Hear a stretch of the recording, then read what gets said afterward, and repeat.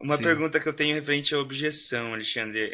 Na minha visão, como vendedor, e muitos vendedores, inclusive na minha visão, têm medo de objeção, né? Uhum. Eu já sou diferente. Eu já gosto da objeção. Legal.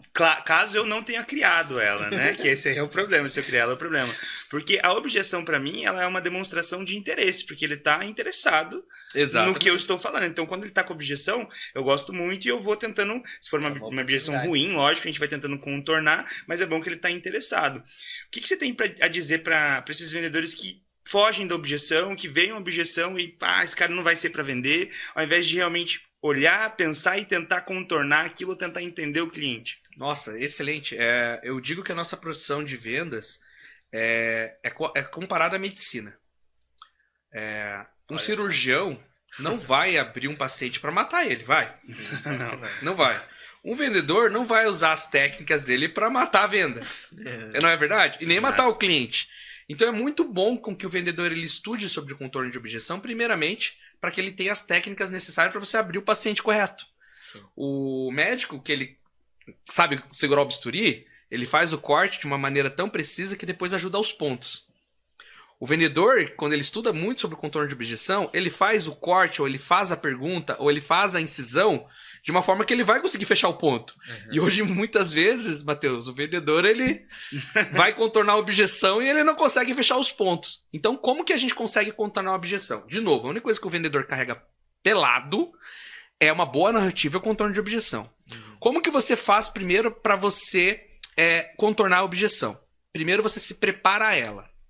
O empreendedor pega uma lista, escreve todas as objeções do cliente e ele cria as melhores respostas. Primeiro ponto. Infelizmente, tem muito vendedor que ele não sabe a resposta para a objeção. Uhum. Aí complica, né? Aí complica. Então, o primeiro passo é esse. Antes de você estar na frente do cliente, você atrás das cortinas, faz isso. Questiona o seu produto. Por que o seu produto é ruim? Mas meu produto é bom. Não, ele tem falha. Sim. Então adota e o cliente vai ver isso. E o cliente vai ver a falha. Então, primeiro, se prepare com as objeções. Segunda etapa da objeção. Valide as objeções durante o processo. Abertura, investigação, demonstração e compromisso. Uhum. Por que muito cliente não fecha no compromisso, Matheus? Porque o vendedor que tem medo da objeção, ele não validou antes.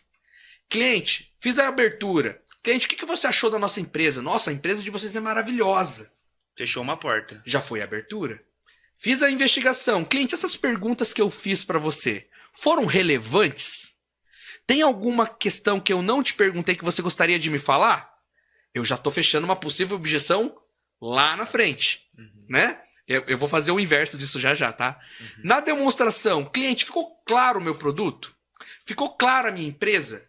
Teve algo que você não gostou a ponto de você não querer comprar esse produto? Sim. Certo? Certo.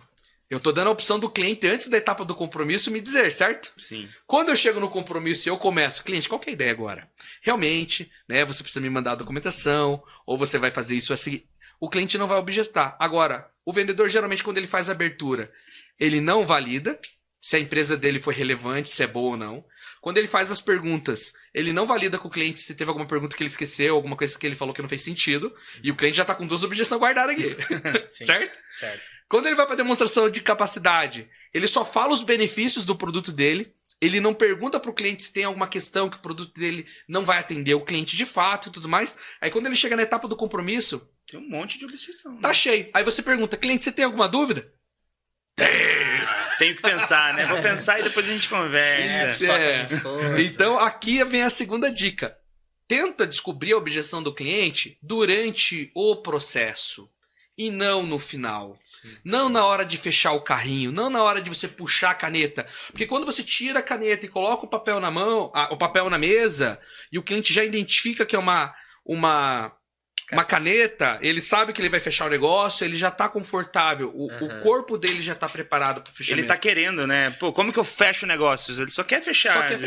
Só quer fechar. E aí tem 3 formas de você contornar uma objeção que eu gosto muito, que daí são frameworks fáceis para quem deseja pesquisar sobre objeção. Né? E isso serve para qualquer mercado, tá, Matheus? O primeiro tem objeção e eu tenho um argumento. Uhum. Que seu argumento utilize o que o cliente falou antes, pelo amor de Deus. Lembra os neurônios? Sim. Então, assim, Se você vai falar um contorno de objeção, que você utiliza as próprias questões que o cliente já falou durante o atendimento. Uhum. Então, se o cliente estava falando de 2 quartos, churrasqueira e tudo mais, eu uso todas essas palavras para dar um contexto para ele. Então, vou dar um exemplo. Olha, eu entendi, Matheus, que você não gostou do preço do imóvel, mas quando você me falou sobre um apartamento com sacada, um apartamento para você receber os seus amigos, não era isso que você estava procurando? Sim. Aí foi. Narrativa. Segunda, eu posso fazer uma pergunta para o cliente. Então, tem uma objeção. Antes de eu argumentar, eu faço uma pergunta.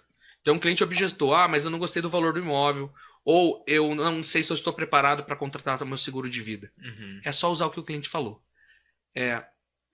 Por que você imagina que você não está preparado para fazer o seguro de vida? Eu só faço a pergunta ao inverso.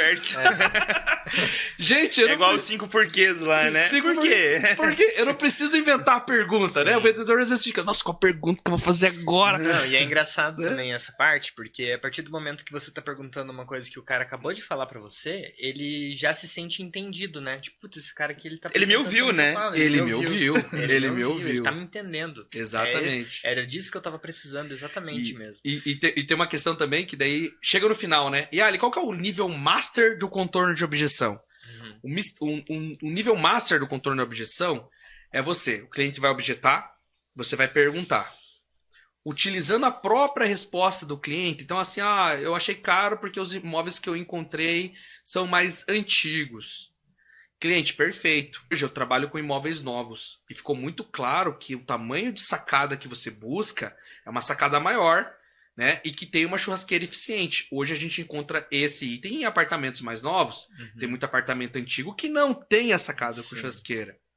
E eu tô aqui muito para te auxiliar. Isso é educação, né? Do posicionamento. Educação. E aí vem a pergunta da validação. Faz sentido a gente continuar vendo apartamentos novos, com sacadas e tudo mais, ou você quer ver um imóvel antigo sem sacada? Sim. Daí o cliente para e fala, meu sonho é sacada, né? Meu sonho é sacada, e eu tô falando de preço, tem nada a ver. Então, cliente, nosso próximo passo agora é agendar uma visita.